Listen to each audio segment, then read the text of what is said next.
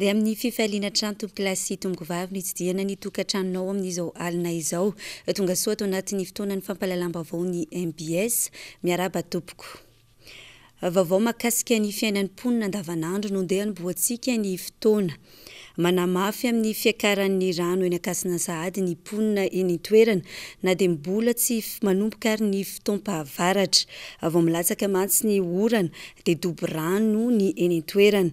Tsetsy ny fako sy ny loto ny tatatra ivoan'ny rano hany ka miakatra trano ny rano rehefa fotoana ny orana. Mitaraina araka izany ireo mponina ary ny amin'ny tokony hijerena azy ireo akaiky. Andeha hoazaratsika ny angom-baovao nentiny Jessica Miray sy Manorandre Malala.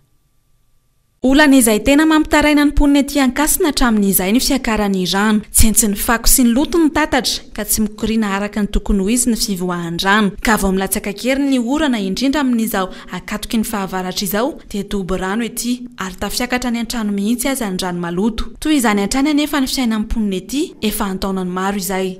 Ny lakan-drano rehetra zany tsentsina dia tsy mikoriana any amin'ny tambary le rano fa tsentsina an'le kanal dia avy eo mitondra drano le aty aminay. Rehefa tena avy ny orana zany dia tsentsina be ny lakan-drano dia miakatra be ny rano dia izay mahatonga mitondra drano aty aminay aty. Rehefa tena misolotra zao izy dia indraindray izy efa tafiditra any efa tafiditra trano dia nefa izy rehefa miakatra tena maimbo be. Maimbo be mihitsy izy rehefa tena miakatra. Dia zany tena hijaliana mponina satria raha ohatra izy misonitra dia difotra nefa le avany zao misy maloto dia tonga dia mandalo amin'ity dia indraindray izy tafiditra dia tafiakatra any amin'ny trano rehetrarehetra nihinana ikizy ary marary. Noho izay fiakaran'ny rano izay ihany koa dia tsy afaka mamboly izy ireo fa feno rano ny tanimbary. Aretina maro samihafa ihany koa no ateraka izay fiakaran'ny rano izay satria dia rano maloto no ivezivezen'ny mponina ety ary tonga ny hatrany mihitsy aza. Fa eo amin'izay rano izay hatrany dia olana ho azy ireo ihany koa ny ranon'ny jirama tapaka matetika ka na mandeha aza dia kely ny fandehany. Fa nisan'ny antony mahatonga ny fahatapahan-jiro ny tranga matetika teto andrenivohitra kosa ny trosa tsy voalohan'ny orinasa mpanjakana jirama. Trosa izay mitetina 70 miliara ariary avy amin'ny orinasa mpamasolika iray. Manoloana izany dia misy ny fifampiresahana eo amin'ny ministeran'ny angovo sy ny teti-bola ary ny mpamatsy solika. Ankoatra izay mba ho famahana ihany koa ny olana amin'ny fahabetsahan'ny mpiasa eo anivon'ny ministeran'ny angovo no antony nananganana ny trano vaovao fanampiny etsy Ampandrinomby. Noro fitiavana. Nirongatra ny fahatapahan-jiro Tatoato, tanàna maro no miaina ao anatin'ny aizina arak'izany. Vokatry ny olana arabola, izany hoe ny fivangongon'ny trosa izay tsy mbola voalohan'ny orinasa jirama amin'ireny mpamatsy solika ireny no antony mahatonga izany raha ny fanazavana. Marina moa fa mitentina 70 miliara ariary ny trosa tokony alohan'ity orinasa mpanjakana ity ho an'ny mpamatsy solika iray. Fa misy raha ny anankiray fotsiny zao dia efa misy any amin'ny 70 miliara anoany izay fandroritana izay. Kampani iray io fa mikompani hafa zany dia misy mihoatra izay fa averiko ihany hoe ny tongoa trosa ny jirama na ilay hoe stock de dette ny jirama toko amin'izao fotoana izao dia 850 miliara. Ho famahana io olana io efa mandeha ny fifampirarahana eo amin'ny ministeran'ny angovo sy ny ministeran'ny teti-bola ary ny mpamatsy solika amin'izao fotoana. Amin'izao fotoana izao dia efa misy ny fanarahana ao amin'ny ministeran'ny finance sy ny ministeran'ny angovo ary ireo mpamatsy solika zany izay mbola mpanaovana ny fampirarahana moa zany amintsika miteny zao dia inona fa mba ho tapitra izay latsina instalaty izay ihany ny fahatapahana mifamatsiana herinaratra eto Antananarivo. Ankoatra izay notokanana androany ny trano fanampiny ho an'ny ministeran'ny angovo ahafahany mpiasa manao ny asany amin'ny tokony ho izy teny Ampandrianomby. totosa tamin'ity androany ity ihany koa ny fanaovatsony teo amin'ny ministry ny vola sy ny maso ivo frantsay vola mitetina roa tapitrisa euro no natolotry ny frantsay tamin'ny alalan'ny AFD na ny agence française de développement. Commune maromaro manodidina n'Antananarivo renivohitra moa no nisitraka io fanohanana io. Andeha rahantsika avy hatrany ny andindininy izay. Commune 7 manodidina eto Antananarivo no isitraka ny fanohanana arabola avy amin'ny sampandrara frantsay misana ny fampandrosoana na ny agence française de développement na ny AFD. Tafiditra ao anatin'izany ny commune Antananarivo renivohitra. Marina moa fa ny anamafisana ny fahaiza-manao ara-teknika ny piasa miandraikitra ny fampandrosoana eny fotony. Eo koa ny anajariana an-tany eo anivon'ny commune eto Antanandehibe no tanjona ahafana mampandroso ny tanàna. Androany nisy ny fanaovatsony teo ministra ny vola sy ny masivo frantsay teto Antaninarenina. Tamin'ny fotoana io no nalorana ny vola anohanana ny tetikasa fampandrosoana ny tanàna izay mitentina roa tapitrisa euro. Ankoatra izay ny INDDL na ny Institut National de la Décentralisation et de Développement Local no nanakina ny fanjakana hitarika io tetikasa io. Ny INDDL izay miasa bebe kokoa eo amin'ny sehatry ny fampiofanana sy ny fanohanana ireo tompon'andraikitra eo anivon'ny ratsamangaika ny fitsinjaram-pahefana. Eo amin'ny pejiny politika kosa indray no dia anovizatsika ny vaovao. Anatanteraka hetsika ny antokotiko Madagasikara amin'ny sabotsy fa 20 ny volana Septambra ho avy izao ho tontosaina eny Itosy. Ifampidiniana amin'izany ny mikasika ny fanomanana ny fampielezan-kevitra entanina roa tonga amin'izany avokoa ny mpikambana rehetra ao amin'ny antokotiko Madagasikara na ihany koa ny avy eo anivon'ny komity mpanohana ny marika Ravalomanana. Mitondra fanazavana moa misy kokoa makasika izany ny solom-bava-mbahoaka na Tsimondrano Ramatoa Voangy Rahary Manarivo.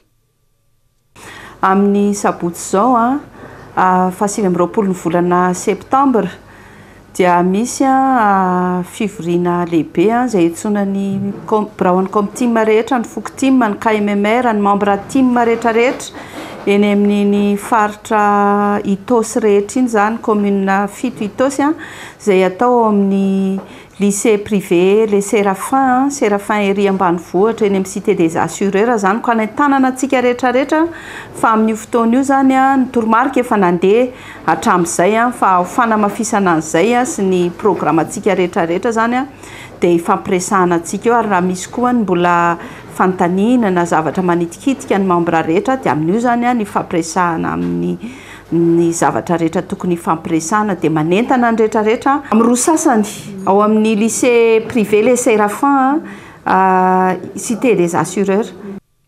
Fa isan'ny sekoly mbola misedra olana noho ny tsy fahampian'ny foto-drafitrasa kosa ny sekoly ny Lovanjafy any amin'ny commune Azolava. Sekoly izay anisany ahitana mpianatra betsaka nefa any amin'ny faritra iny.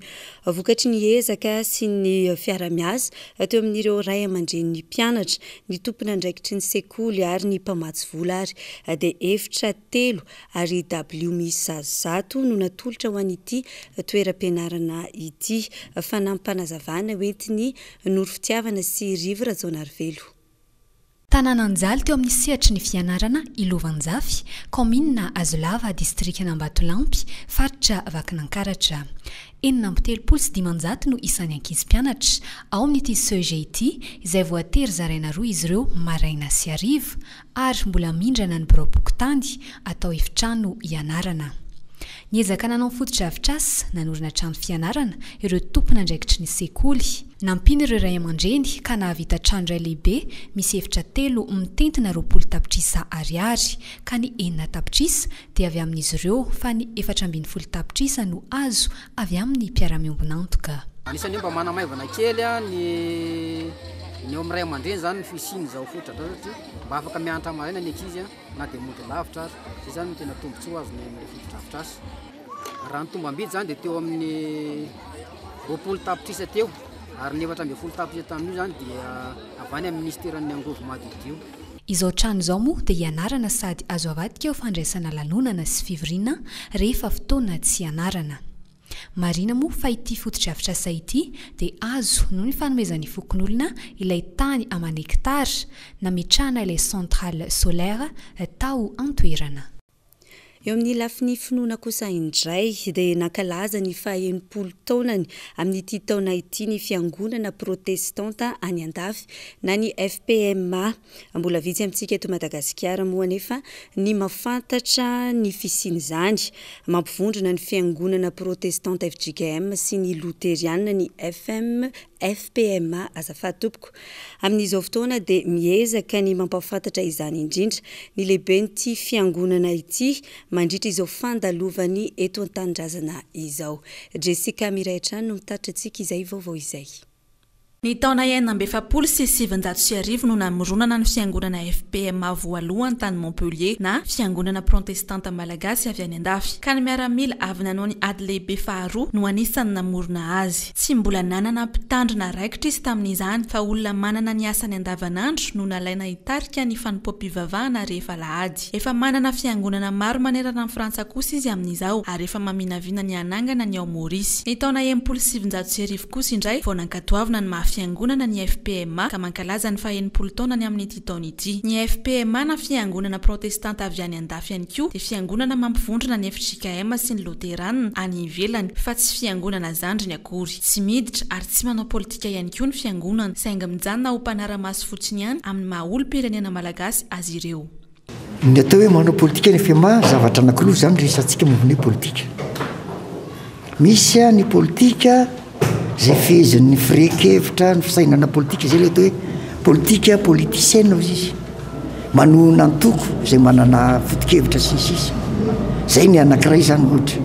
Raha amin'izay lafin'izay dia tsy manao ny FPMA, tsy manohana nizaniza zany amin'ny politika tompony andraikitra politika ny FPMA fa raha ara-piforonana mihitsy zany ara-piforonan'ny teny ny hoe politika dia hoe fiahina ny tanàna zany zay nananganana anazy zany hoe fijerena ny fiainan'ny olona mivatana eo anivon'ny tanàna eo anivon'ny fiarahamonina. Raha amin'izay lafin'izay dia manao politika ny FPMA amin'ny fandraisana andraikitra amin'izay ahafahanay manampy eo amin'ny fiainana zany na fiainam-pirenena io na fiainana ngenan'ny olona tsirairay avy amin'ny ankonana amin'ny tandrifiny avy. Nisy moa androany ny fampiatsona mpanao gazety mba hampafantarana indrindra ny FPMA satria saika malagasy mila ravinahitra any ivelany avokoa no miangona ao amin'izay fiangonana FPMA izay ary malagasy ihany koa ny mpitandrina. Voninkazo isan'ny mora maniry ny vetiver ary anisan'ny maniry betsaka ihany koa indrindra eto Madagasikara. Zavatra maro no azo trandrana avy amin'ity zava-maniry ity ary mitondra fiarovana betsaka ihany koa amin'ny tontolo iainana noho izy miaro ny tany tsy ho kaonerika. Mbola vitsy amintsika nefa no mafantatra ny tombony maro azo avy amin'ny vetiver. Andeha rahantsika ny fanampanazavana etin'ny Jessica Miray sy Manora Andriamalala. Anisan'ny voninkazo mora maniry eto Madagasikara ny vetiver noho isika manana toetany mafana sy manorana. Avy any Inde no nitondrana ity voninkazo ity teto Madagasikara. Maro ny tombony sy ny zavatra azo trandrahana avy aminy. Ny fakana izao izay mahatratra 2 metatra sasany mahery dia azo anaovana asa tanana toy ny tapis, ny kapa sy ny poketra ary ny haingon-trano samihafa toy izao hitantsika amin'ny sary izao. Ny raviny kosa dia azo anaovana huile essentielle sy arina fandrehitra izay tena miaro ny tontolo iainana. Fafantaro ihany koa fa ny vetiver dia miady amin'ny bibikely, izany hoe miady amin'ny kaikitry ny bibikely toy ny kadradraka sy ny moka. Zavatra tepinazy zany dia savony, huile essentielle, ranomanitra, dia brique, dia charbon. Izy zavatra tena zavatra gava zany tena ilaigna aminazy. Goavana zavatra izay. Dia ny ambin-kampony zany ezaka reto novana reto reto artisanat reto zany ilavana azy. Dia zany ny fakany zavatra ilaina amin'izay. Dia ny raviny indray azo anaovana tafontrano ny raviny, dia anaovana tapis ihany koa. Ohatra hitantsika amin'ny sary eto io. Fa voninkazo miaro ny tontolo iainana ihany koa ny vetiver noho izy miaro ny tany tsy ho kaondrika ary koa miaro ny ala tsy ho voatapaka amin'ny fanaovana arina. Mbola tsy misy kosa aloha amin'izao ny famarotana ny arina vita amin'ny vetiver fa mbola andrana fotsiny ihany ity ataony orinasa malagasy mitrandraka ny vokatra vetiver ity. Maharitra 80 taona eo ny fahavelomany fototra vetiver iray. dia izay ihany koa no entina manakatona ny fotoana fampahalalam-baovao amin'izao alina izao. Isaorana ianao tany tokantrano-tany niaraka taminay hatramin'ny farany ary manome fotoananao indray ho amin'ny rapitso toy izao. Veloma tompoko.